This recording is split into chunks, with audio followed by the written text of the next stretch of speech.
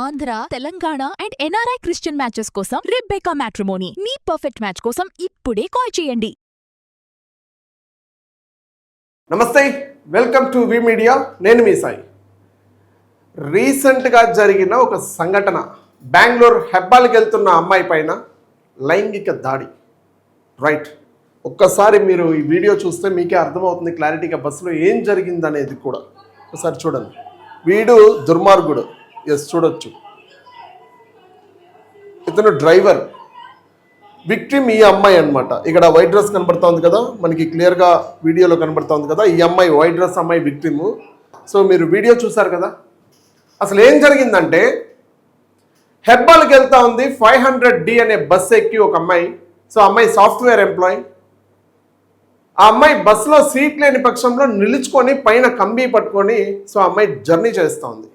So వెనక నుంచి ఒక వ్యక్తి, అతను ఎవరో తెలీదు, సస్పీషియస్ అబ్బాయి. ఇంకా పోలీసులు విచారిస్తూ ఉన్నారు దాని గురించి. సో అబ్బాయి వెనక నుంచి అసభ్యకరంగా నడుము చేయడము, సో ఎక్కడ పడితే అక్కడ ముట్టుకోవడం అమ్మాయి మీద. సో ఇవన్నీ చేస్తూ ఉన్నాడు. చూసింది ఓపిక పట్టింది. సో ఇంకా ఓపిక నశించింది. భద్రకాళిలా రూపాన్ని చూపించింది. చెంపల మీద చెల్లుమనేలా కొట్టింది. బస్సులో అందరి ముందు చెంపలు చెల్లుమనేలా కొట్టింది. సో వెంటనే డ్రైవర్ దగ్గరికి వెళ్ళి బస్సు ఆపి, ఒకసారి బస్సు ఆపని మాట్లాడాలి అని చెప్పి డ్రైవర్ దగ్గర గొడవ పడింది. బస్సు ఆపి ఏమైంది అని చెప్పి డ్రైవర్ అడిగితే, ఇతను నా మీద మిస్బిహేవ్ చేశాడనే చెప్పగానే డ్రైవర్ కూడా వెంటనే రియాక్ట్ అయ్యి ఎగిసి కాలుతో తన్నాడు. సో మన సమాజంలో ఇలాంటి వాళ్ళ మధ్య బ్రతుకుతూ ఉన్నారు ఆడవాళ్ళు. అంటే రేపులు ఊరికే జరగవు. నిన్నగాక మొన్న శంషాబాద్ ఎయిర్పోర్ట్లో క్యాబిన్ క్రూ మీద జరిగింది. సో నమ్మకంతో బస్సు ఎక్కింది. పబ్లిక్ ట్రాన్స్పోర్ట్, ఎక్కడో ఇళ్లలో జరగట్లేదు ఇవి. పబ్లిక్ ట్రాన్స్పోర్ట్లోనే ఆడవాళ్ళకి సేఫ్టీ లేదు. ఆడవాళ్ళు ఎంతో నమ్మి పబ్లిక్ అంతా ఉంటారు కదా, మనకేం భయం, ఆ మగవాళ్ళందరూ ఉంటారు కదా రక్షిస్తారు అనే నెపంతో ఎక్కుతారు. కానీ అక్కడ జరిగేది అది కాదు. వాళ్ళ అమ్మ నాన్నలు ఎంతో ఆశగా పంపిస్తారు క్షేమంగా రావాలని చెప్పి. ఇలాంటి పనులు చేసి ఇంటికి వెళ్తే, ఇలాంటి పనులు దొరికి ఇంటికి వెళ్తే ఏంటి పరిస్థితి? ఎలా ఆలోచించాలి దాన్ని?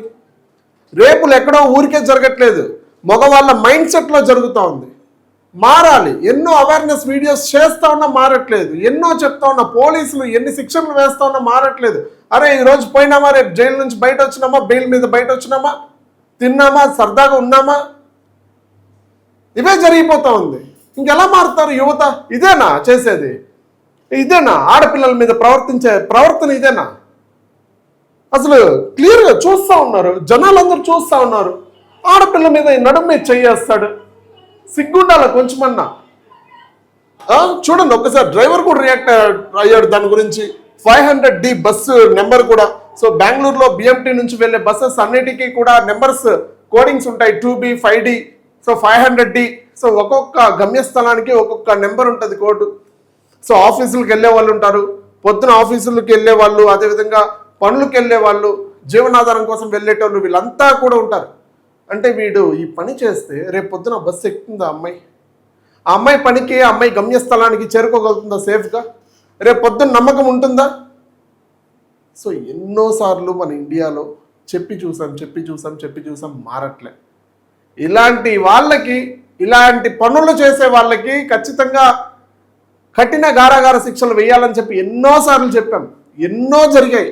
చిన్న పాపల మీద జరిగింది, పెద్దోళ్ళ మీద జరిగింది, మొన్న 80 ఏళ్ళ ముసలావిడి మీద కూడా జరిగింది. ఆఖరికి ఇన్ని చూసినా గవర్నమెంట్ పట్టించుకోదు. జస్ట్ కేసు పెట్టి లోపలేస్తారు అంతే.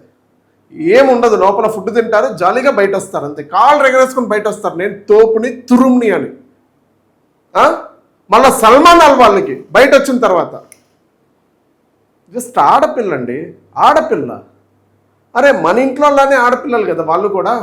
మనకి అక్కువ చెల్లో ఉంటుంది కదా, మనకి తల్లి ఉంది కదా, తల్లి కడుపులోనే కదా మనం కూడా పుట్టింది.